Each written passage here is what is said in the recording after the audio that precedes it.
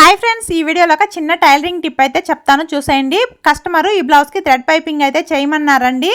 ఈ శారీకి మ్యాచ్ అయ్యే కలర్ అనేది నా దగ్గర ప్లెయిన్ క్లాత్ దొరకలేదండి. పాలిస్టర్ కానీ హాఫ్ పట్టు కానీ నా దగ్గర లేదు. టిష్యూ క్లాత్ గోల్డ్ కలర్ వేద్దామన్నా కూడా ఈ బ్లౌజ్ మొత్తం కూడా గోల్డ్ షేడ్లోనే ఉంది. వేసినా అంతగా కనిపించదు అనేసి శారీలో క్లాతే ఒక 1.25 ఇంచ్ అనేది కట్ చేసుకున్నాను.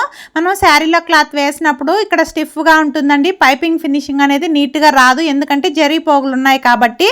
అలాంటప్పుడు మనము ప్లెయిన్ క్లాత్ని ఎలా తీసుకురావాలో చూపిస్తాను, చూసేయండి.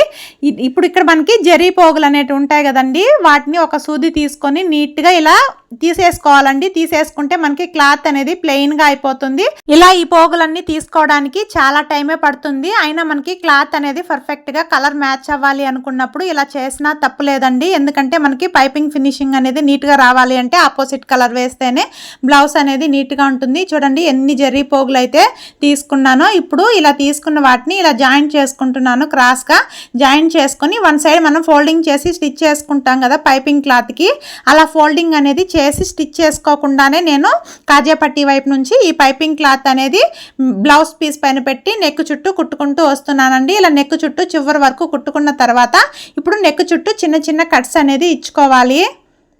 ఇలా నెక్ చుట్టూ కట్స్ ఇచ్చుకున్న తర్వాత 12వ నెంబరు పైపింగ్ థ్రెడ్ అయితే తీసుకొని మనం కుట్టిన కుట్టు పైనే పైపింగ్ థ్రెడ్ పెట్టి ఇలా సన్నగా ఫోల్డింగ్ చేసుకొని పైపింగ్ అనేది కుట్టుకుంటూ రావాలి. ఒక చిన్న టిప్ అండి, పైపింగ్ అనేది సన్నగా రావాలి అంటే ఈ థ్రెడ్ అనేది మనం కుట్టిన కుట్టు పైనే పెట్టుకొని ఎక్కడ కూడా క్లాత్ని లూజ్ వదలకుండా టైట్గా ఫోల్డింగ్ చేసి కుట్టుకున్నట్లయితే పైపింగ్ ఫినిషింగ్ అనేది నీట్గా వస్తుంది. అలానే కుట్టుకునేటప్పుడు పైపింగ్ కుట్టు అనేది పైపింగ్ పైన కానీ బ్లౌజ్ పైన కానీ పడకుండా మిడిల్లోనే వచ్చేలాగా చూసుకొని చివరి వరకు కుట్టుకుంటూ వచ్చిన తర్వాత మనకి థ్రెడ్ ఎంతవరకు కావాలో అంతవరకు ఉంచుకొని నీట్గా కట్ చేసుకొని ఇలా చివరి వరకు కుట్టుకున్నట్లయితే పైపింగ్ అనేది రెడీ అయిపోతుంది. చూడండి ఎంత నీట్గా వచ్చిందో పైపింగు. ఇప్పుడు మనము వెనక వైపు ఎక్స్ట్రాగా క్లాత్ ఉంటుంది కదా, దాన్ని ఇప్పుడు డబుల్ ఫోల్డింగ్ చేసి స్టిచ్ చేసుకున్నట్లయితే మనకి వెనక వైపు ఫినిషింగ్ అనేది నీట్గా ఉంటుందండి. మనము ఎత్తుకున్నట్టు లేకుండా నిగుడుకున్నట్టు లేకుండా రావాలి అంటే స్ట్రైట్ క్లాత్తో పైపింగ్ వేసుకునేటప్పుడు ఫస్ట్ పైపింగ్ అనేది స్టిచ్ చేసుకున్న తర్వాత ఎక్స్ట్రా క్లాత్ అనేది ఇలా వీడియోలో చూపిస్తున్న విధంగా డబుల్ ఫోల్డింగ్ చేసుకుని స్టిచ్ చేసుకుంటే నీట్గా ఉంటుంది. ఇలా నెక్ చుట్టూ కుట్టుకుంటూ వచ్చినట్లయితే మన పైపింగ్ అనేది రెడీ అయిపోతుంది.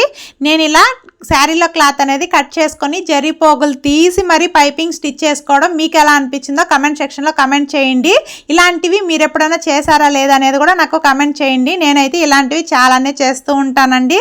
శారీకి క్లాత్ అనేది మ్యాచ్ అవనప్పుడు వీడియో నచ్చినట్లయితే లైక్ చేసి ఛానల్ని సబ్స్క్రైబ్ చేసుకోండి. ఇంతకీ టిప్ నచ్చిందా లేదా కమెంట్ చేయండి. Bye friends.